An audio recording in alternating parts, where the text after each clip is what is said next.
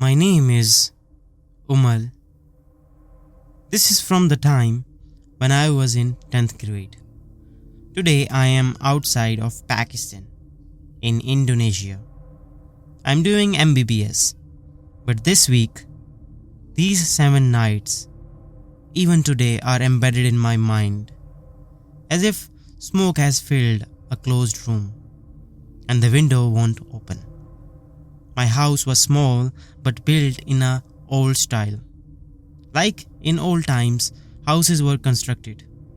Upon entering the house, first there was a courtyard.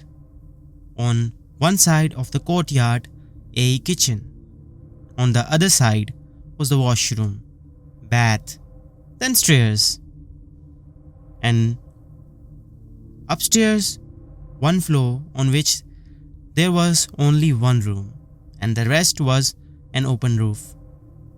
Around the roof were small walls, so much that a person could stand and look outside, but not so much that one felt safe. And the most important thing, right in front of the house, there was a graveyard. Such a graveyard that was not new but old, in which graves seemed disorderly, as if time had stopped keeping them straight. At night, if one stood on the roof and looked at the graveyard was clearly visible, and on winter nights, when light fog descended, the grave seemed even closer. In that house, 4 of us lived: me, my brother, mother, father. And in that same house, the first thing that went wrong started in the form of fights. Slowly, mother and father's arguments started increasing. Such arguments for which there was no valid reason. But in the atmosphere, there was a constant prickling sensation. Sometimes father would go upstairs, mother would stay in the room downstairs, and we stayed with mother. Then some days passed like that, as if the space to breathe in the house was reducing. Then one day, the family called someone. There was a saint. He was a scholar. People called him very wise. He looked at the house, talked, and said, "This discord is not ordinary. This could be such things that are mentioned in the holy book, that between husband and wife, hatred and discord are cast." At that time, I was a medical student, but I had enough sense to know that the human brain plays strange games in an atmosphere of fear.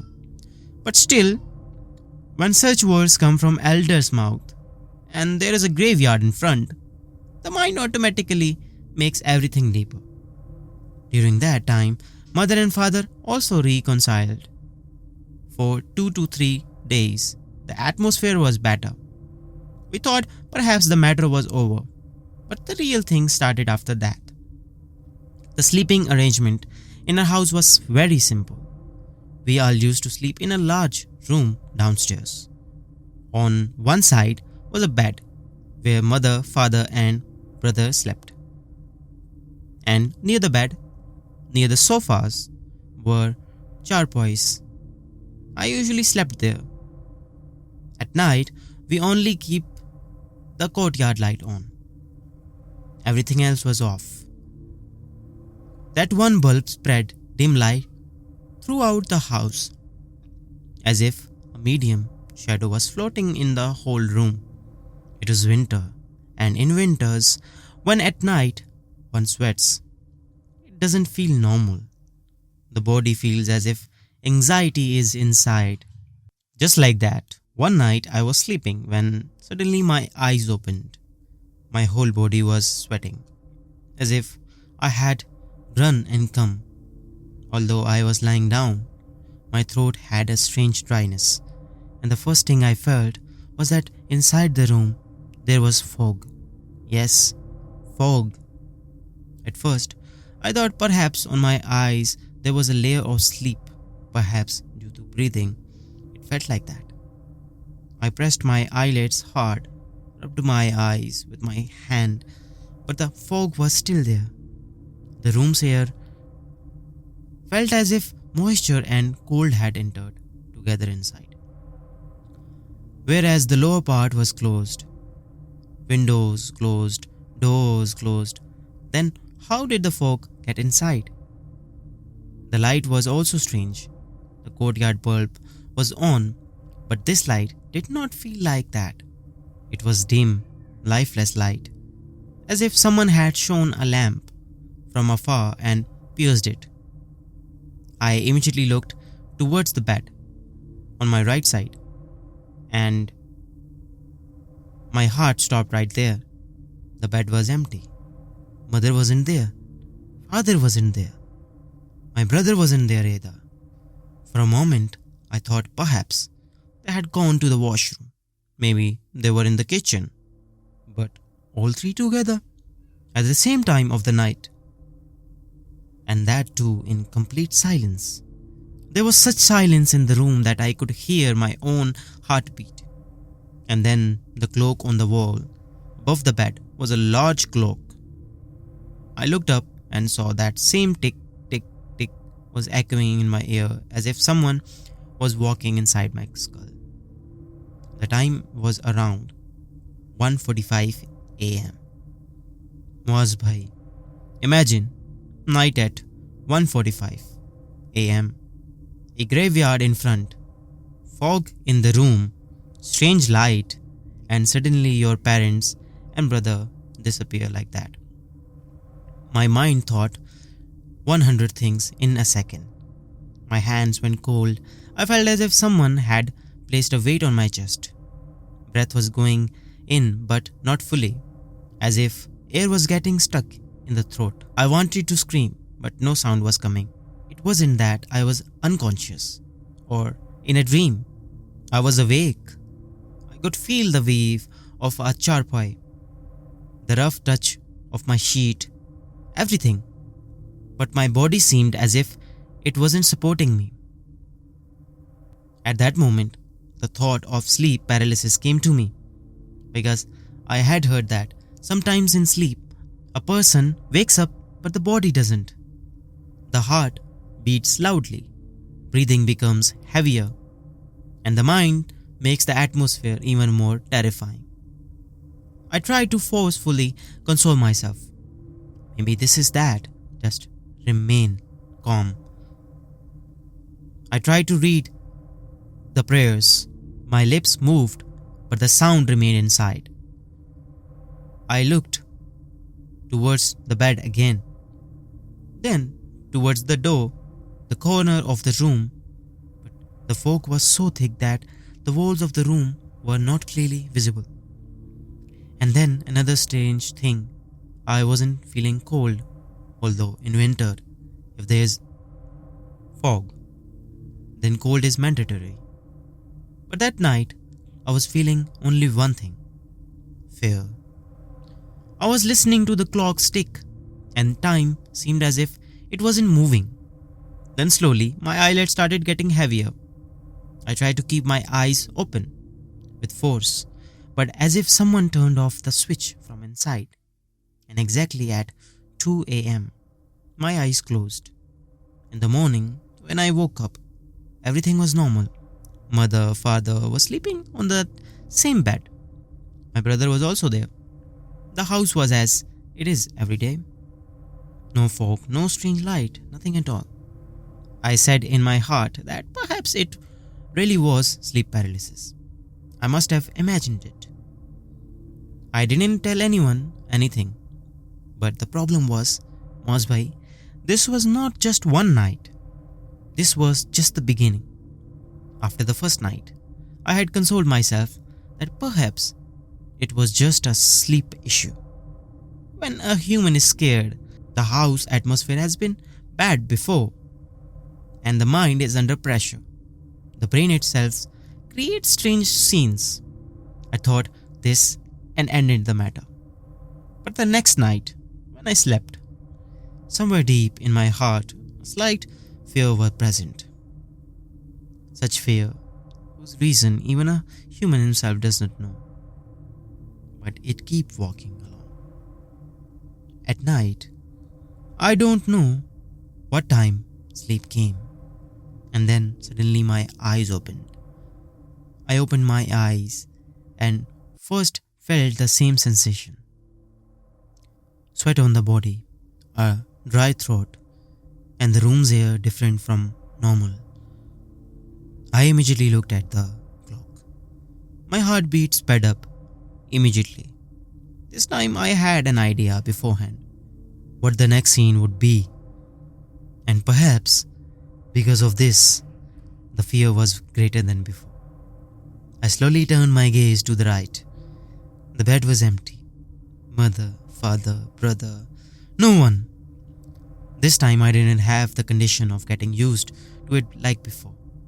Rather, a strange fear was there, which was slowly increasing. Tears started coming into my eyes. Fear was so much in that room. There was the same fog, but now I felt as if it wasn't just an optical illusion, but actually it was in the room. The light was now the same, neither complete darkness nor possible light. As if time had stopped, I gathered courage and slowly sat on the chaupai. My heart was beating so loudly that I felt mother and father would hear. But there was complete silence in that room. I extended my hand and touched the bed. The sheet was cold. There really was no one there. This was the moment when the fear inside me broke. I screamed, "Mom! Dad!" The voice came out, but strangely as if the room had absorbed it. The sound didn't go far. I called out again, but there was no answer.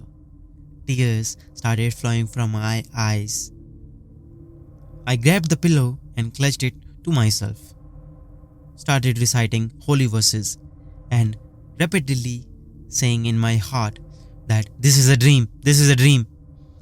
I looked at the clock again. It was still 1:45 a.m. It just wasn't moving forward. I lay down, tried to close my eyes, but the brain was fully awake. Every sound, every shadow, every breath was felt. Then slowly, without any reason, my eyes started getting heavy, and around 2 a.m. I fell asleep. In the morning, again, everything was normal. Mother, father was there. Brother was there. House was the same. I didn't tell anyone. This time either. But now fear had settled inside me. Before the third night came, I was scared. Before sleeping, I kept looking at the door repeatedly, looking at the outside light and assuring myself that today nothing would happen. But the third night, the same happened. Eyes opened. This time, on the clock was 1:45. Fog. Silence. Empty bed. This time, the difference was that I had gained some courage. Perhaps a human gets used to constant fear. I got up slowly. My steps were weak, but I moved toward the door, peered outside the room. The whole house was empty.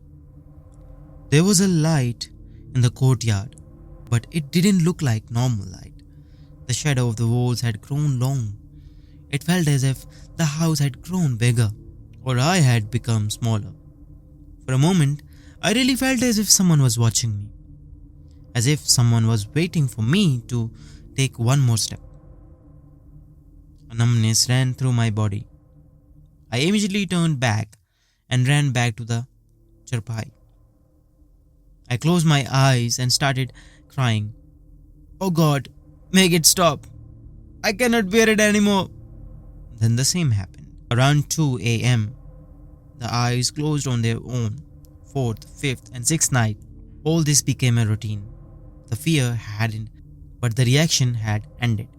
My mind started consoling me itself. It's just 15 minutes.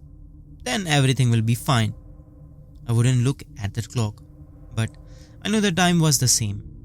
I would look at the bed, no one would be there, and I would stop myself from getting up. The strangest thing in those nights was that I felt as if someone was watching me, but I never saw anyone. And then came the seventh night, the night after which everything ended forever. 6 nights had passed. Now fear didn't come suddenly, but I sat in the heart before night fell. As evening fell, I knew that in a few hours the same time would come, the same moment when everything would change. I slept scared on the seventh night too, repeatedly praying in my heart that today my eyes don't open, today that time doesn't come.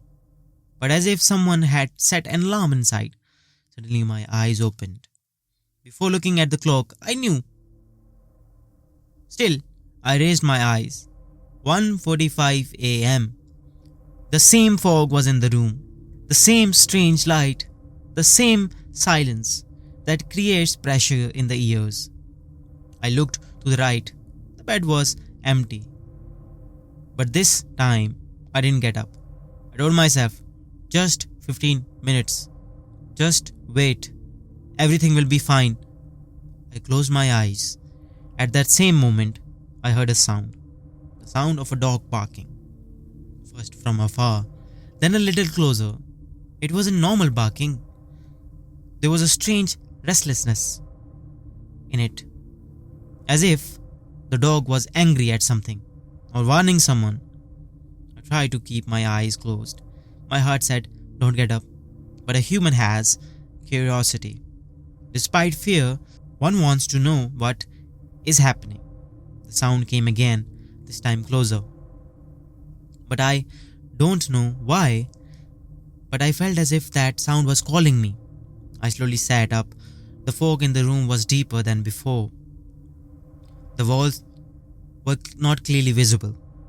It was winter season, but I wasn't feeling cold, just a strange pull, as if someone was saying, come outside. I got down from the chapai. Steps were heavy, but they weren't stopping. When I went outside the room, the courtyard light seemed medium, as if the bulb had grown weak. The clock tick was still audible. Although I had come outside the room, the dog's barking sound was now from there. I moved towards the stair, and that moment the stairs didn't feel the same, as if they did during the day. The walls felt black. The fog had stepped up there. It felt as if I was not going up the stairs of my house, but towards some desolate place. I kept reciting holy verses, but my steps weren't stopping. Placing one step at a time, I climbed up. Reaching the roof, I stopped. The air was completely still. No sound of trees, no sound of people, no sound of any vehicle. The whole neighborhood seemed not asleep, but gone. The door of the roof room was closed. I slowly moved towards the wall, where the graveyard was visible. The fog was so much that surrounding houses were visible. But the strange thing was that the graveyard was clearly visible, as if the fog was only hiding the rest of the world. The dog's sound was now coming from right in front. I went near the wall. The wall was a bit higher than me, so I dragged a stool lying nearby, stood on it, and then I looked down inside the graveyard. Among 3 or 4 graves, a black dog was standing. He was looking straight at me. His eyes were clearly visible even in the fog.